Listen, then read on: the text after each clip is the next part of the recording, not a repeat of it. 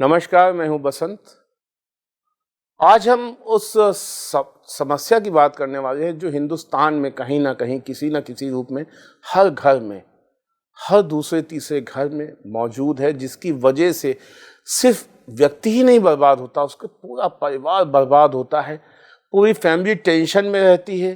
पूरी फैमिली को इतना बड़ा मानसिक आघात होता है, दुख होता है कि जिसका बयान नहीं किया जा सकता। सिर्फ वही व्यक्ति समझ सकते हैं जिनके घर में इस तरह का रोगी है। वो रोग है शराबीपन का, नशे का रोग। और शराबीपन का इलाज क्या है, या इलाज है कि भी नहीं है, क्योंकि दवा तो कोई नहीं बनी है, लेकिन शराबीपन का एक इलाज है जो आमिर खान ने अपने शो में एक बार दिखाया था, सत्यमेव जयते में। वही उसका इलाज है अल्कोहलिक्स एनोनिमस। और अल्कोहलिक एनोनिमस से जुड़े हुए जिनको 28 साल हो गए, 28 साल पहले जो एक घनघोर शराबी के रूप में हुआ करते थे, ऐसे एक सदस्य हमारे साथ में बैठे हुए हैं जिनका नाम है रकी सिंह। रकी जी, आपका बहुत बहुत स्वागत है। Thank you. Raki ji, but in short आपसे एक छोटी सी कहानी सुनना चाहेंगे।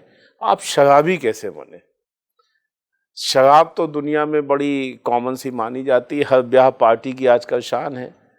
और शराबी बने कैसे, और ब्याह पार्टी से होते होते आदमी शराबी बन कैसे जाता है? मेरी कहानी कुछ अलग है।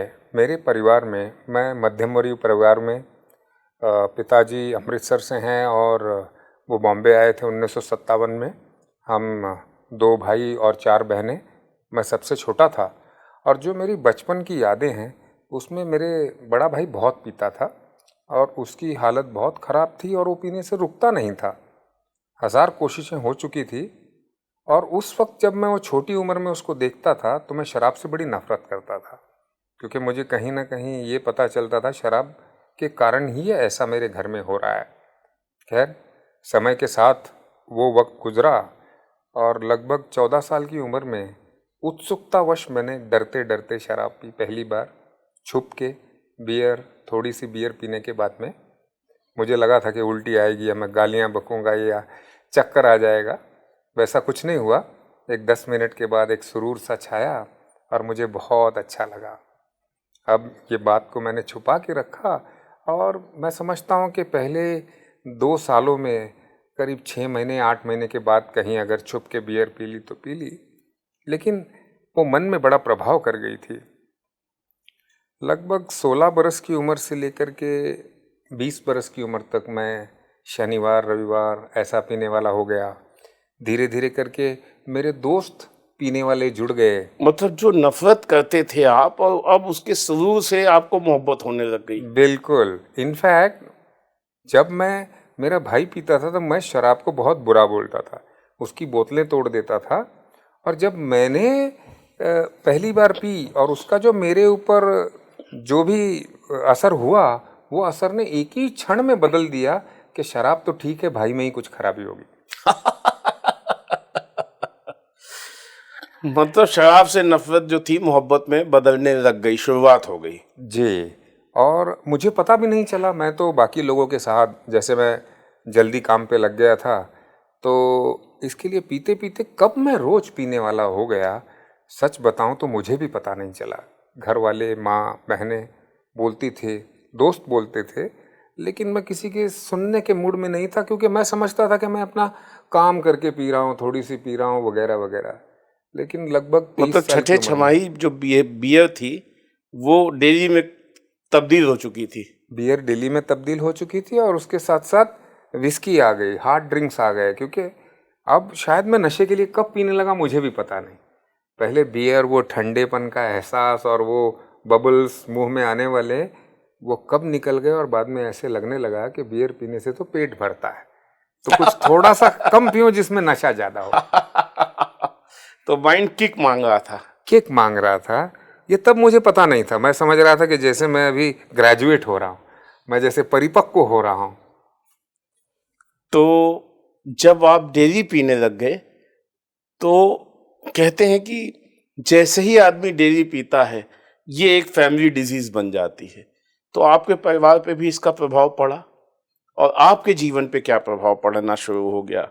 दोनों चीजें हम जानना चाहेंगे कि आप पे प्रभाव पड़ा कि नहीं पड़ा, और फैमिली पे तो ऑब्वियसली पड़ता ही है, उन पे पड़ा कि नहीं पड़ा, कितना पड़ा? जैसे मैंने बताया कि मेरा बड़ा भाई पीता था और उसकी समय से पहले मृत्यु शराबीपन के कारण ही हुई। तो आप समझ सकते हैं कि जब मैं वापस शराब पीने लग गया और उसके जैसी हरकतें करने लगा तो मेरी माँ पे क्या बीती होगी। बड़ा बुरा हाल था मेरी माँ का, और वो गुरुद्वारे से लेकर के पूजा से लेके लगभग हर चीज़ के पीछे पागल की तरह दौड़ रही थी कि कहीं ना कहीं से इसकी शराब बंद हो जाए। लेकिन मैं आज पीछे मुड़ के देखता हूँ तो उस वक्त पे मुझ पे कोई असर नहीं पड़ता था। भावनिक गुहारें होती थी घर में, बड़ा रोना रुलाना होता था, बड़ा ही ऐसा वातावरण होता था कि जो अनुकूल नहीं है एक साधारण मध्यम वर्गीय परिवार के तो लिए। वो माँ के आंसू क्या आपको डिगा नहीं पाते थे कि नशा नहीं करूं? और माँ को रोते हुए देख, या फैमिली में जब आपके घर वाले रोते थे तो उनकी भावनाओं का, उनके इमोशंस पर का आप पे असर क्यों नहीं जाता था, या जाता था? जाता था मेरे पे, और वो असर जाता था। और जब मैं अगले दिन सुबह उठ के अपना आईना देखता था, चेहरे में रात की बातें याद आती थी और मैं खुद से वायदे करता था कि नहीं पीऊँगा नहीं पीऊँगा। लेकिन पता नहीं क्या होता था, सुबह से दोपहर होते होते मेरा वो इरादा थोड़ा कमज़ोर हो जाता था, और जैसे ही शाम होती थी वैसे ही मैं ये समझ के जाता था पीने कि कल के जैसी नहीं पीऊँगा, आज घर वालों को दुखी नहीं करूँगा, पता नहीं लगने दूंगा, बिल्कुल थोड़ी पीऊँगा और कल से बंद कर दूँगा। तो ये खुद से कसम खाते थे, और वो every morning a new revolution, every evening a new solution. तो ये, तो वो, और शाम को फिर वैसे ही हो जाता था। मेरी समस्या क्या थी? मेरी समस्या ये थी, मैं बाकी लोगों जैसा थोड़ी पी नहीं सकता था। ये मुझे बहुत बाद में पता चला। मैं यही सोचता था कि 2 पैक पिएंगे, कुछ अच्छा घर में जाके खाना खाएंगे और कल सुबह उठ के वॉक एक्सरसाइज सब करेंगे। लेकिन मेरी समस्या ये थी कि मैं थोड़ी सी पीने के बाद पता नहीं क्या होता था, मुझे ऐसा लगता था कि और मिल जाए और मिल जाए और मिल जाए, और वो और के चक्कर में सुबह किया हुआ वादा भूल जाता था और रात को पता नहीं तो कब वो पस्त हो अगले जाता। दिन क्यों नहीं छोड़ देते थे आप? हाँ, अब बात तो आती देखिए, ना कि अगले दिन छोड़ दूंगा, तो अगले दिन क्यों नहीं छोड़ देते थे आप? अगले दिन भी मेरी बुरी हाल होते थे। वो पेट रात की पी हुई एसिड की तरह, पेट में आंखें लाल, और पता नहीं कई बार कहीं स्कूटर टक्कर लग जाए या कहीं गिर जाऊं। वो सूजा हुआ चेहरा लेके फिर मैं सुबह खुद को कोसता था, बहुत कोसता था। और मुझे माँ की बातें सारे मेरे कान में गूंजती थी, लेकिन पता नहीं मैं क्यों टिका नहीं पाता था उसको। मेरा हर बार खुद से किया हुआ वादा टिक ही नहीं पाता था, और वापस वही शाम को कल के जैसी नहीं पीऊँगा, थोड़ी सी पीऊँगा, और थोड़ी पीने के बाद रुकने को नहीं तो होता। ये जो आपका डेली साइकिल चल रहा था, ये ब्रेक कैसे हुआ? अचानक जो है इतनी तब्दीली कैसे आ गई, और वो डेली पीने वाला आज सफल उद्योगपति कैसे बना? इनफैक्ट इसके बीच में एक थोड़ी सी मैं मेरी माँ की कोशिशों में मेरी 23 साल की उम्र में शादी कर दी गई। सारी परिवार ये बोल रहा था, उसी शराबीपन के उसी दौरान? शराबीपन के दौरान। अच्छा। क्योंकि बाकी लोग ये कह रहे थे कि तुमने बड़े वाले की शादी नहीं की, उस पर जिम्मेदारियां नहीं पड़ी, इसके लिए वो चल बसा। अब तुम्हारा छोटे वाला भी उसी लाइन पे जा रहा है, अब तो इसकी शादी कर दो।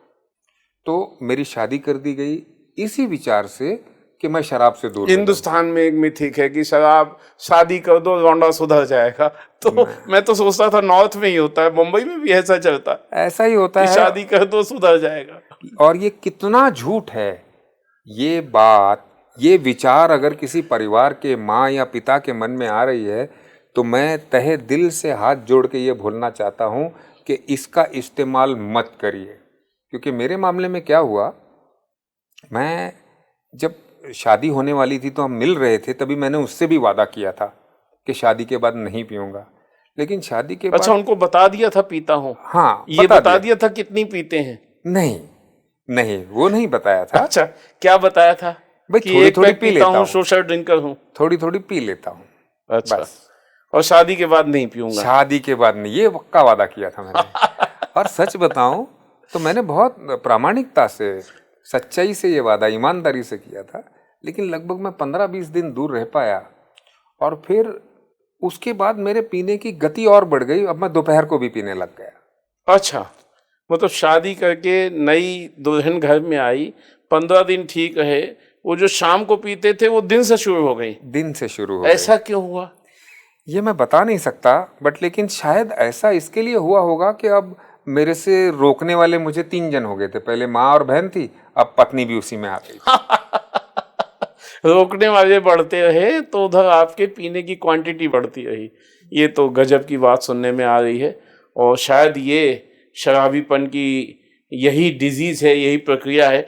तो फुल फ्लेजेड शराबी बनने में फिर आपको कितना समय लगा? आप दिन में आ गए तो आप बस सुबह से भी शुरू हुए होंगे। बिल्कुल स्वाभाविक है कि अगर रात को ज्यादा हो जाए तो पीने के दुख का इलाज भी शराब में ही है। अच्छा, वो शराबियों का टोटका होता है ना, सुबह थोड़ी सी पी लो तो बिल्कुल। तड़का तोड़ तोड़, रात में ज्यादा हो जाए उसको तोड़ बोलते हैं। लेकिन मेरी समस्या क्या होती तो तोड़ की जगह में चढ़ हो जाती थी। पीनी थोड़ी चाहिए होती थी सुबह, लेकिन होता क्या था, सुबह से चालू हो जाती थी। ओहो हो। अब मेरा एक मित्र था डॉक्टर, उसने भी बड़ी कोशिशें की, लेकिन कोई भी चीज मुझे शराब से दूर नहीं तो रख जब पा रही सुबह से आप पीना शुरू कर देते थे तो काम धंधा, फाइनेंशियल कंडीशन तो कैसे संभलती थी? पैसे रुपए कैसे आना, घर कैसे चलना, घर का परवाह कैसे करना, क्यों पिताजी के ऊपर सब जिम्मेदारियां थी? हाँ, मेरे पिताजी जब मैं 24 बरस का था तभी एक्सपायर हो गए, और जिम्मेदारी सारी मेरे पे थी। और मैं बस उतना सा काम कर लेता था कि जितने पैसे आ जाए मेरी शराब के लिए। आपको सच बताऊं तो 23 बरस से लेके 28 बरस की उम्र तक मेरा घर कैसे चला मुझे पता नहीं है, मुझे पता नहीं है। मेरी पत्नी ने, मेरी माँ ने जो भी कष्ट किए, उसी की वजह से शायद मैं जिंदा रह पाया, नहीं तो मैंने तो तभी ही चले जाना चाहिए था। तो अचानक फिर क्या हुआ?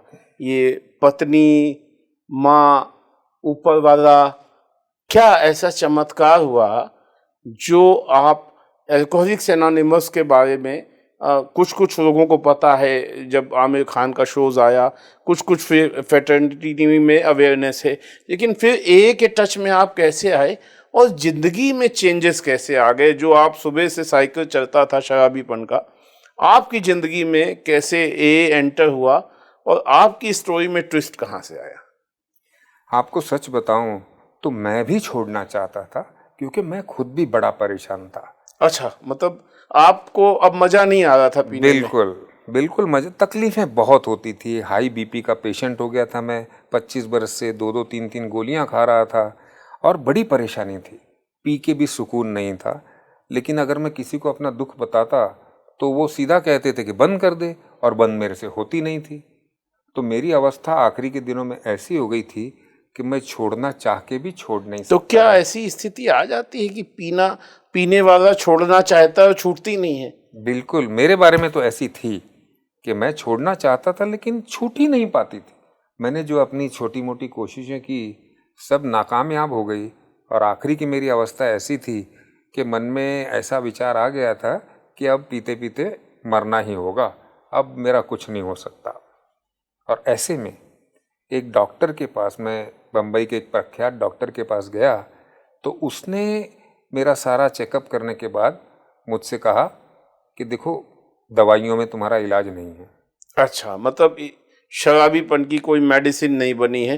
ये कहा जाता है, हम लोग पढ़ते भी हैं, एमबीबीएस डॉक्टर बताते हैं कि कोई गोली, कोई दवा नहीं बनी है शराबीपन की।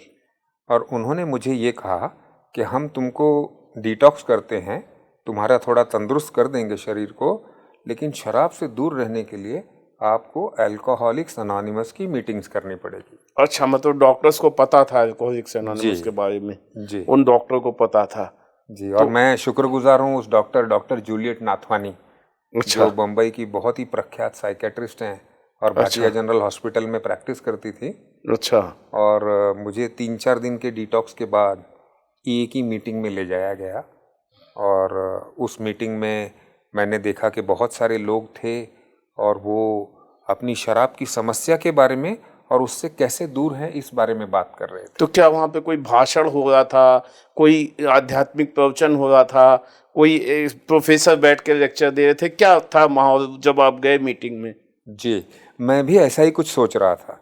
जब डॉक्टर नाथवानी ने कहा कि तुम्हारे को अल्कोहलिक्स अनोनिमस की मीटिंग्स में जाना होगा, तो मुझे ऐसे लगा था कि अंग्रेजी नाम लगता है तो कोई फादर होगा या कुछ किसी प्रकार का होगा। बट मेरी अवस्था ऐसी थी कि मैं पस्त हो चुका था। लेकिन मेरे विचारों के बावजूद जब मैं मीटिंग में गया तो सर्वसामान्य लोग थे, सारी सोसाइटी का क्रॉस सेक्शन था वहाँ पे, हिंदू मुस्लिम सारे जब सब जैसे ही लोग थे। एक महत्वपूर्ण बात थी, कोई भाषण नहीं दे रहा था, सब लोग अपनी आप बीती बता रहे थे कि हमारी जिंदगी में शराब कैसे आई और हमारी क्या अवस्था कर गई और आज हम कैसे हैं। अच्छा, मतलब सिर्फ अपनी कहानी बता रहे थे जी, तो अपनी कहानी बताने से फिर उसका असर आप पे कुछ हुआ? बिल्कुल हुआ, क्योंकि मुझे उनकी कहानियों से पता चला कि मैं बीमार इंसान हूँ। अच्छा, और मेरी बीमारी शराबीपन की है। तो क्या मतलब शराबीपन बीमारी भी होता है? जी जी, अच्छा, ये वर्ल्ड हेल्थ ऑर्गेनाइजेशन और बहुत सारी अलग अलग संस्थाओं ने इसको एक बीमारी के तरह का स्वरूप दिया है, जिसमें कि अगर 100 लोग पीते हैं तो उसमें से 8 से 10% इस बीमारी के शिकार हो जाते हैं। नहीं, आमतौर पे तो माना ये जाता है कि शराबी गंदा आदमी है, शराबी खराब आदमी है, तो ये बात नहीं सुनने में आ रही कि शराबी बीमार आदमी है। मैं भी ऐसा ही सोचता था, क्योंकि जी। मैं अपने भाई को बैड कैरेक्टर का बोलता था। मैं ये समझता था कि शायद ये कुदरती तौर पे ही अभागा है, ऐसा चरित्र इसका ऐसा है। जी। मुझे भी मेरे दोस्त ऐसा बोलते थे, लेकिन जब मैंने ए के अंदर जाके ये सुना कि भाई मैं कोई खराब कैरेक्टर का नहीं हूँ, मैं एक बीमार इंसान हूँ और मेरी बीमारी का नाम शराबीपन है और इसके प्रमुख 2 लक्षण हैं कि एक, सालों साल शराब पीने के बाद मन में से शराब के प्रति एक प्रेम निर्माण हो जाता है जो कि भक्ति में बदल जाता है। बाकी लोग शराब का शराब के आनंद ले प्रति सकते हैं। भक्ति। बिल्कुल, मैं आज पीछे मुड़ के देखता हूं तो शराब को तो मैंने ईश्वर का स्थान दे रखा था, खुशी खुशी दे रखा था। मेरे हर मर्ज की दवा शराब में ही ढूंढता था मैं, तो मन बीमार हो गया नहीं, था। वो टूटा दिल टूट जाए, मोहब्बत धोखा दे जाए तो शराब पीते हैं, गम भुलाने को शराब पीते हैं। गाने भी बने हुए हैं कि पीने का शौक नहीं, पीता हूँ गम भुलाने को। तो ये गम वम भुलाने को ये जो पीना, ये सब ड्रामा है कि वो बीमारी का हिस्सा है, जैसे आपने बताया कि ये डिजीज है? देखिए, मैं समझता हूं कि हर पीने वाला शराबी नहीं होता। जी। कुछ लोग सामान्य तौर पे भी इसका इस्तेमाल कर सकते हैं। सामान्य तौर के शराबी और जो आप थे, उनमें फर्क क्या है? मैं प्रमुख एक फ़र्क ये बताना चाहता हूँ कि जो सामान्य आदमी पीने की बात करता है कभी कभार, वो एक तो पहली बात कभी कभार होती है, मौके पे होती है, तय की हुई मात्रा, तय किया हुआ समा, तय किए हुए लोग। इसमें से अगर कुछ भी कम हुआ तो वो टल जाती है शराब पीना। चलो एक दोस्त नहीं आया तो जाने दो, जब वो मिलेगा तो पिएंगे। ये सामान्य पीने वालों की बात है। दूसरा महत्वपूर्ण बात है सामान्य पीने वाले का, उसको अगले दिन पीने की याद नहीं आती। और भले एक दिन ज़्यादा भी पी ले, किसी पार्टी में पी के हुड़दंग भी मचा ले, लेकिन वो अगले दिन उसको उसके अगले बारे दिन में पीने की तलब नहीं आती है। नहीं आती। इनफैक्ट वो खुद पे शर्मिंदा होता है, माफ़ी भी मांगेगा और ठीक भी रहेगा। अच्छा अच्छा, मतलब वो डेली नहीं पिएगा, बिल्कुल वो नहीं पिएगा। मौका जब कभी आया, शादी हुई, बारात हुई, कोई पार्टी हुई तो पिएगा। तो फिर आप आपकी कहानी पे कंटिन्यू करते हैं कि फिर जब आप वहाँ गए, लोग गप्पे मार रहे थे, तो गप्पे मारते मारते आप ठीक हो गए? ऐसा नहीं था। मैं सुनता था उनको और मैं समझने लगा कि थोड़ी सी पीने के बाद और पीने की इच्छा का निर्माण होना, और इस इच्छा को रोका नहीं जा सकता। ये एक एलर्जी की तरह है कि जैसे किसी को कोई मच्छी की एलर्जी होती है, किसी को पीनट्स की एलर्जी होती है, वो अपने आप को रोक नहीं पाते। तो जब इस बात को मैंने अपने अनुभवों से देखा कि मेरा पीने का तरीका क्या था और मैं क्यों रुक नहीं पाता था, मेरे अनुभवों से मुझे ये पता चला, अगर ये लोग इस तरह के पीने को बीमारी कहते हैं तो मेरे को वो है। ये अनुभवों से मैं समझ पाया। तो उसका इलाज उन्होंने क्या दिया? कोई किताबें पढ़वाई, कोई आपको एक्सरसाइज कराई या कोई मेडिसिन दी? किस तरीके से काम किया फिर आपकी जिंदगी में अल्कोहलिक्स एनोनिमस ने? जब एक एक कार्यक्रम ए में एक प्रोग्राम चलता है और वो शराबियों के अनुभवों से ही बना हुआ है, तो मैं एक बात यहाँ पे जाहिर करना चाहता हूँ, अल्कोहलिक्स एनोनिमस किसी धर्म, किसी राजकीय या किसी भी प्रकार की कोई संस्था से जुड़ी नहीं हुई है। ये शराबियों द्वारा बनाई गई शराबियों के लिए एक संस्था है, जहाँ हम आपस में अपनी अनुभव, ताकत और आशा बांटते हुए शराब से दूर रहने शराबियों ने बनाया इसको? जी, वो भी एक बड़ी लंबी कहानी है, शायद फिर कभी आपके साथ शेयर करूंगा। जी। तो फिर आपकी जिंदगी में कैसे काम हुआ? और क्योंकि समय ज्यादा नहीं है, शॉर्ट में, कि आपकी जिंदगी, जो आप वहां पहुंच गए, डेली पीने वाले आप वहां पहुंच गए और वहां पे गप्पे चल रही थी, और वो गप्पे मारते मारते क्या आपकी जिंदगी में ऐसी तब्दीली आई कि पूरा आपका ट्रांसफॉर्मेशन एक शराबी से एक उद्योगपति में हो गया? मुझे ये पता चला कि मैं शराब के आगे मुझे हाथ जोड़ने पड़ेंगे, घुटने टेकने पड़ेंगे। मैं शराब को कंट्रोल नहीं कर सकता। मैं कितनी भी कोशिशें कर लूँ, मैं कम मात्रा में पी नहीं सकता।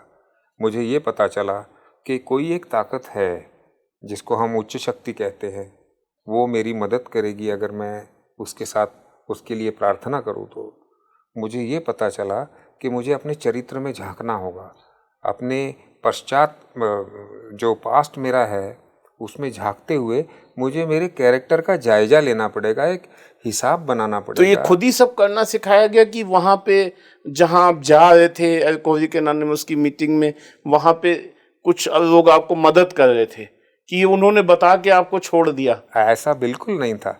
इनफैक्ट अजनबी लोग मुझे अपने लगने लगे। इतना प्यार मिला मुझे जिंदगी में, शायद पहले कभी नहीं मिला था, क्योंकि सब मेरे जैसे ही थे वहाँ पे।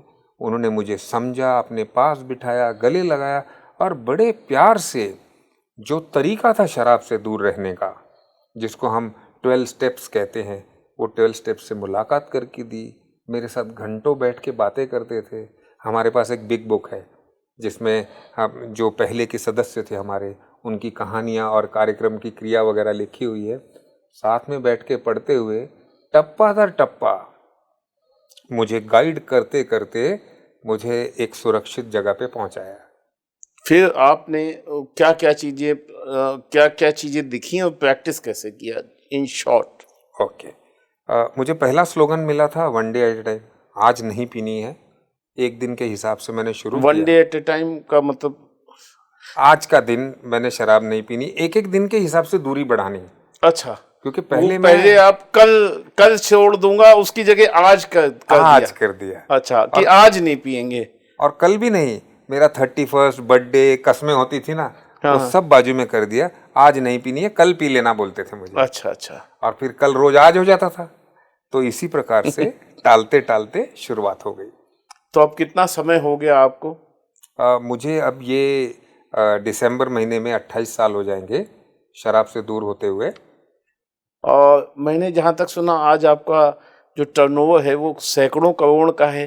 तो इतनी बुलंदी पे आने के बाद नहीं लगता है, अब तो आप 5 स्टार और 7 स्टार में सफ़र करते हैं, तो आपको कभी लगता नहीं कि थोड़ी सी स्कॉच हो जाए? देखिए, हमारी ए में जो कार्यक्रम मुझे दिया गया था ना, उसमें मुझे ये समझ में आ गया कि एक तो मैं बीमार हूँ, दूसरा ये कार्यक्रम का एक आध्यात्मिक स्वरूप है। और उस आध्यात्मिक स्वरूप में जब मैं रोज अपने अंदर झांकता हूँ, अपने चुनाव के ईश्वर किस धर्म से जुड़ा हुआ है? ए में कोई धर्म नहीं बताया गया। अच्छा, ए में तो सिर्फ एक उच्च शक्ति की मतलब बिना धर्म के एक ये है, कोई हिंदू, मुस्लिम, सिख, ईसाई कुछ नहीं। आप जिसको अपना भगवान मानते हैं, आप उसकी आराधना करो। अच्छा, लेकिन करना जरूरी है। तो जो लोग लकी जी, जो अभी भी बहुत सारी, मतलब हिंदुस्तान को कहा जाता है कि डायबिटिक कैपिटल के बाद हिंदुस्तान शराबियों की कैपिटल बन गई है पूरी दुनिया में। तो और खास तौर पे जो एक मेडिकल साइंस की रिपोर्ट कहती है कि 30 साल से अधिक, 30 साल के आसपास के लड़के ज्यादा शराबी बन रहे हैं। तो उनके घर वालों और उन नौजवानों या उनसे ऊपर के जो उम्र के लोग हैं उनको क्या आप मैसेज कन्वे करना चाहेंगे? मैं सभी को ये बताना चाहूँगा, परिवारों को भी ये बताना चाहूँगा कि अगर आपके पास, आपके घर में, परिवार में किसी को ऐसी समस्या आपको नज़र आ रही है, तो जल्द से जल्द एक तो उसका इलाज कराएं, डॉक्टरी इलाज, सपोर्ट ज़रूरत है। और अल्कोहलिक्स अनोनिमस के साथ संपर्क करें। अल्कोहलिक्स अनोनिमस का हेल्पलाइन नंबर आप दे ही देंगे। लेकिन एक बड़ी महत्वपूर्ण बात मैं आपको ये बताना चाहता हूँ कि आप आशा मत छोड़िए, क्योंकि शराबीपन की बीमारी, जैसे बोलते हैं ना, alcohol is a great remover. अगर किसी चीज़ को मिटाना हो, लिखे को, तो शराब से लेके मिटा दो, मिट जाती है। उसी प्रकार से अल्कोहल आपके घर की खुशियाँ भी मिटा देगी, आपके घर से लोगों को मिटा देगी, धीरे धीरे मिटाते जाएगी। परिस्थिति कुछ भी हो, आप आशाहीन मत होइए और आपके प्रयत्न मत छोड़िए। भले 1000 प्रयत्न असफल हुए हों, तो भी 1001 वाला प्रयत्न आप करिए। मेरा अनुभव ये है कि मेरे परिवार ने अगर मुझे छोड़ दिया होता तो आज मैं यहाँ नहीं होता। क्या अल्कोहलिक एनोनिमस की मीटिंग में आपसे एक मुख्य बात तो पूछने ही छूट गए कि आपने कहा मीटिंग में ले जाइए, और तो वहाँ फीस वगैरह कितनी लगती है? लोग अफोर्ड कर सकते हैं कि नहीं? देखिए, अल्कोहलिक्स अनोनिमस में आने के लिए, मीटिंग्स करने के लिए कोई फीस या रजिस्ट्रेशन की ज़रूरत नहीं है। इनफैक्ट अगर आप आएंगे तो जैसे आज मेरा चेहरा इस सारे इंटरव्यू में भी ब्लर किया जाएगा, तो हम तो आपकी पहचान भी गोपनीयता देंगे। आप भले कुछ भी हों, हम कहीं पे भी दुनिया में जाहिर नहीं करेंगे कि आप हमारे पास आए थे। तो हम आपसे पैसे नहीं लेंगे, हम कोई रजिस्ट्रेशन नहीं करवाएंगे, हम आपकी पहचान गोपनीय रखेंगे ताकि आप सुरक्षितता से अपनी इस समस्या को समझें और जो बताए गए हल पे चलें। इनफैक्ट एक चीज़ और जोड़ना चाहूँगा, ये अकेले हिंदुस्तान में ही नहीं, लगभग दुनिया के 160 से ऊपर देशों में अल्कोहलिक्स अनोनिमस का प्रोग्राम चलता है। 160 देशों में? जी। क्या और बात है। भारत में भी लगभग सभी मेट्रोस में, नॉर्थ में थोड़ा प्रोग्राम कम है, बट वेस्ट में, साउथ में आपको मैं समझता हूँ कि 5000 के करीब एक ग्रुप्स मिलेंगे आपको, जिनको आप बिना डर के संपर्क कर सकते हैं। तो लकी जी हमें बता रहे थे अपनी कहानी, और हम अपने दर्शकों को बता दें कि उत्तराखंड, पंजाब, सभी जगह में जो इम्पोर्टेंट शहर हैं वहाँ अल्कोहलिक एनोनिमस की मीटिंग्स हैं। और ये हमारे शो कोई पेड या किसी पैसे के लिए नहीं है, ये हम समाज की भलाई के लिए, और जो लोग शराबी, क्योंकि ये घर घर की समस्या है और मीडिया के नाते हमारा भी दायित्व बनता है कि हम जो भी लोगों की दुख है, तकलीफ है, जो भी समाज में जुड़ी हुई कुरीतियां हैं, उनको ठीक करने के लिए कुछ करें। तो लकी जी ने जो कहानी बताई, हम नंबर नीचे दे रहे हैं, और अगर आपके भी घर में कोई शराबी है, कोई आपके आसपास कोई शराबी है और आप परेशान हैं, लकी जी ने बताया कोई फीस नहीं है, कोई पैसे नहीं लगते हैं, आपका नाम तक नहीं बताया जाता है, तो आप भी इन नंबर पे कांटेक्ट करें। लकी जी, आप क्या लास्ट की एक लाइन आप क्या बोलेंगे जो लोग पी रहे हैं या जिनके घर में कोई शराबी है उनके लिए? सबसे पहले तो आपका और चैनल का मैं बहुत बहुत धन्यवाद करना चाहता हूँ आपके इस सामाजिक कार्य के लिए। बाकी मैं परिवार से ये कहूँगा कि आप आशाहीन मत हों। मैं जानता हूँ आपके दुख को। जल्द से जल्द अल्कोहलिक्स अनोनिमस को संपर्क करें, डॉक्टर्स को संपर्क करें, साइकियाट्रिस्ट को संपर्क करें, और आपके प्रयत्न ना छोड़ें, बिल्कुल नहीं छोड़ें। और एक बात मैं अपने शराबी दोस्तों के लिए कहना चाहता हूँ कि अगर आप में थोड़ी सी भी शराब से दूर रहने की इच्छा है तो ये संभव है। एक खुशहाल जिंदगी, एक प्यार भरा वातावरण, एक सुखी परिवार और समृद्धि, ये मुझे मिली है, आपको भी मिलेगी। Thank you. तो लकी जी की आपने कहानी सुनी, जो कि स्क्रैच से, एक शराबीपन से आके आज सैकड़ों करोड़ के टर्नओवर के एम्पायर के मालिक हैं। तो मैं भी अपील करूंगा उनकी अपील के बाद कि अगर आप शराबी हैं तो एक मौका दीजिए, अगर आप छोड़ना चाहते हैं तो एक मौका दीजिए अपने आप को। हम अल्कोहलिक्स एनोनिमस के नंबर लगातार सर्च कर रहे हैं, आप उन पर कॉन्टेक्ट कीजिए। Thank you. Thank you so much.